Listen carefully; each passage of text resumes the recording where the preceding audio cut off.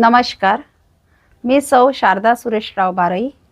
प्रभाग 26 मधून मला उमेदवारी मिळालेली आहे आणि आता आम्ही जे प्रभागात फिरत आहे तर त्यातून भरपूरसं म्हणजे रोडचं वगैरे किंवा नळाच्या ज्या समस्या आधी भरपूर प्रमाणात होत्या आता त्या भरपूर सोडवलेल्या आहे.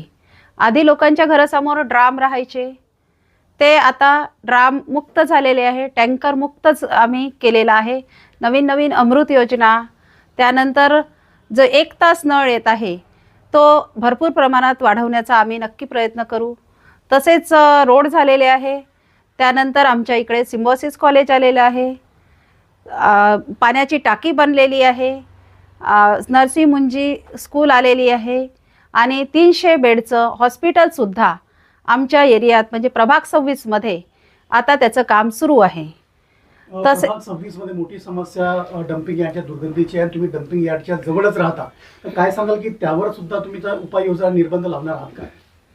तर जवळच जे डम्पिंग यार्ड आहे तिथे आजूबाजूला किंवा थोड्या 5 किलोमीटर जरी लोक लांब राहत असेल तरी त्याचा इतका स्मेल येत आहे की त्याचा सर्व नागरिकांना त्रास होत आहे.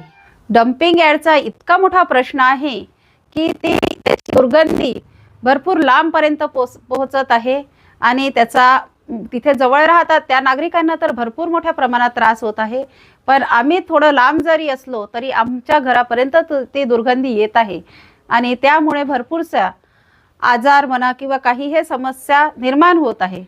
तर ते डम्पिंगच्या आम्ही तिथनं हटवण्याचा किंवा त्याच्या माध्यमातून काही करण्याचा प्रयत्न आम्ही नक्की करू आणि ज्या काही तिथल्या नागरिकांना त्रास होत आहे तो त्रास कमी करण्याचा प्रयत्न करू. शिक्षणाबाबतचं काय तुमचं धोरण आहे की तुमच्या प्रभागामध्ये NMCच्या शाळा या मग अंगणवाडी या मग मार्गदर्शन केंद्र वगैरे उघडण्याचा काही मानस आहे का तुमचा? नक्की. जे स्कूल आहे, ज्या स्कूल आता कमी प्रमाणात झालेल्या आहे, गव्हर्नमेंटच्या ज्या स्कूल आहे त्या, पण त्या आम्ही म्हणजे सुरू करण्याचा प्रयत्न करू. तसेच आमच्या एरियामध्ये विरंगुळा केंद्र नाही आहे, लायब्ररी नाही आहे. ज्या भागामध्ये काही भागामध्ये आहे आणि काही भागामध्ये नाही आहे तर तिथे सुद्धा आम्ही लायब्ररी, अंगणवाडी सुरू करण्याचा प्रयत्न करू. तुमच्या परिसरामध्ये काही लेआउट अजूनपर्यंत असे शिल्लक आहेत की ज्या ठिकाणी रस्ते नाल्या बनलेले नाही आहेत, तर काय लोकांनी जर तुम्हाला निवडून दिलं तर तत्काळ यावरती तुम्ही कारवाई कराल काय? आम्हाला जर नागरिकांनी निवडून दिलं तर आम्ही ज्या काही रोडचे कामं राहिलेले आहे ते आम्ही पूर्ण करण्याचा प्रयत्न करू.